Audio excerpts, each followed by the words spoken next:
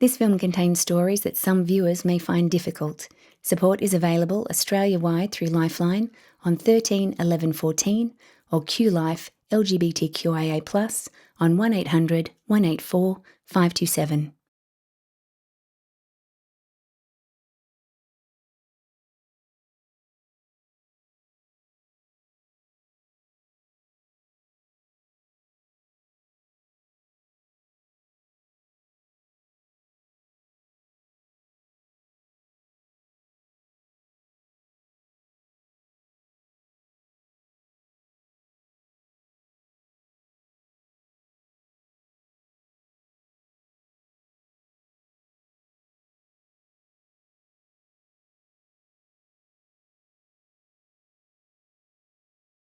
What Parents Want, talking about gender and sexuality diversity in schools. In Part 3, Ways Forward, parents talk about what schools can do. Parents share their ideas about how teachers and schools can support gender and sexuality diverse children into the future. Here, the 6 voices presented are an amalgamation of parent voices from across the research, including the original 6 parents seen in Parts 1 and 2. My state put together some resources that were supposed to be guidelines. I think they need to have a list of resources in school available to all the teachers. They weren't guidelines. The way they were framing it was like support for gender diverse children.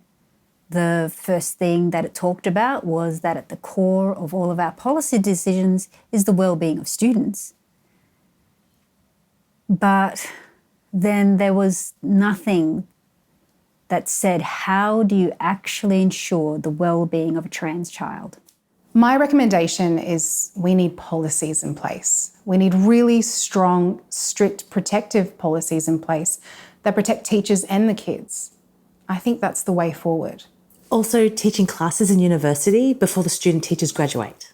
Yeah, and what gets me is advising kids that calling another an anti-gay slur is against school guidelines is totally insufficient. Why is it against school guidelines? How can it make another person feel? And what impact can it have on another person? That sort of thing needs to be taught to teachers so that they can in turn communicate it to the kids and lead by example. Authentic example, not just an example of blindly following school guidelines to comply. Schools could do more as a curriculum, not as like you've got a transgender kid, let's address this one person.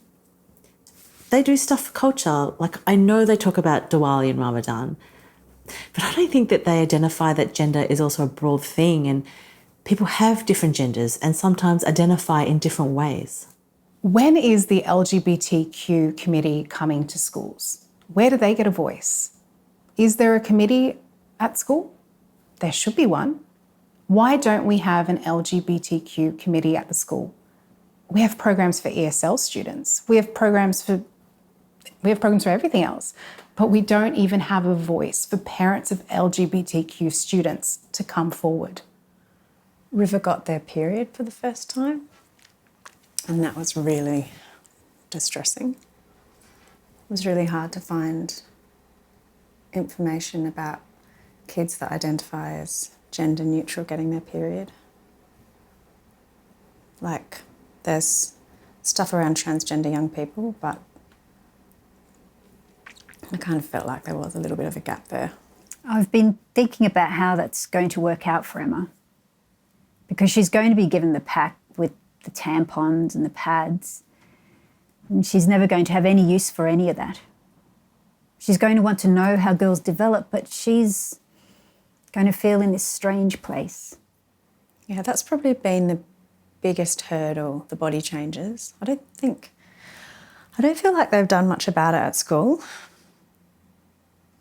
Like, I don't think they've talked about the difference between gender and sexuality or sexual preferences. I think it should be compulsory in all schools that they have to have an LGBTIQ focused term where that's all they focus on in health and physical education. They get decent content and material, and the teacher who's running it must be trained in it, you know? I think there needs to be a trained counsellor employed in every school who understands the issues and has regular contact with the parents, not ad hoc. I like the idea of schools having access to a gender counsellor that they can call on for support if they need it. Simply saying that you don't support anti-LGBTQI activity is insufficient. Educators need to understand and appreciate the complexity of what our kids are going through. The trauma that is involved to even be able to get to the point of coming out and then being expected to just get on with it amidst an environment of very little compassion is ludicrous. Our children are in a mental health crisis.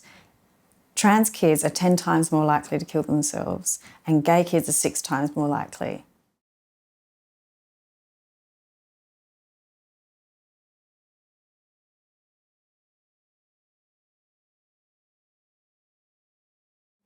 This is totally unacceptable.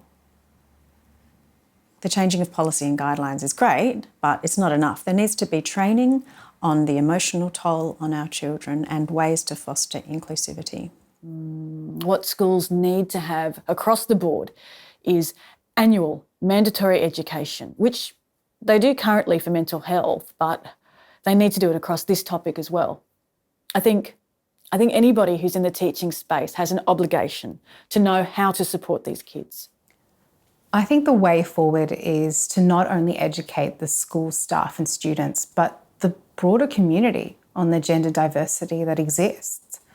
Even if the school and educators are equipped and extensively trained in understanding and supporting gender diverse students, without bringing this understanding to the broader community and parents, bullying, discrimination, and isolation will continue. Viewing gender diversity as an impairment only exacerbates the negative stereotypes and deficit viewpoint towards this group of children. Unless this view is changed from the top through policy to the bottom within pedagogy and practice, our children will always be viewed as outside of the norm and treated that way. From my experience, a lot of the support is left up to the teachers that are either LGBTQI openly themselves or those that are very supportive of the community. The support group in my child's school was set up by 2 gay teachers. I feel this is done from a level of support generated from personal experience, which is wonderful. However, I see no training in place for the other teachers. I asked my child if they felt there was anything they would change at school, and they said that they wished that teachers didn't separate things by gender for activities, as they were always separated from their friends, which made them upset and anxious. They really hate sport and physical education for this reason. I wish they didn't separate kids by gender, ever. Every school should have a neutral uniform option. No more gendered buckets for lunchboxes in kindy. We need gender-neutral toilets at every school, and not what I saw at my daughter's school recently. Like a big sign up near the loos, near the front office saying, transgender toilets. I'm sure someone very well-meaning put that up, but like really? It means anyone using the toilet is declaring to the whole school, hey everyone, I'm transgender.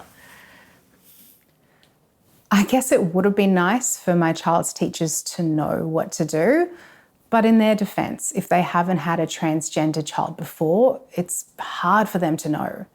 But it would be good for them to have the answers, not for me to have to go out and work out what my child's rights at school were. Of course I did that, but not every child is going to have someone that will do that for them. I'd probably like some standard resources for the schools so that all schools got some books about that sort of thing that became part of the curriculum. We need cross-curricular inclusion of gender and sexually diverse stories at all stages. This is not a scary or a difficult thing. It just means that teachers need to be mindful of not just defaulting to stories with a white mummy and daddy and a girl wearing a dress and a boy kicking a football. Oh, there are so many different stories to choose from and to share with every kid in their care. Just give the kids some choices and honour their choices without making a big deal of it. At my son's school, they've got posters all over the school. There was this rainbow notice board for stuff going on that's relevant. I would say making it cool is probably the biggest thing.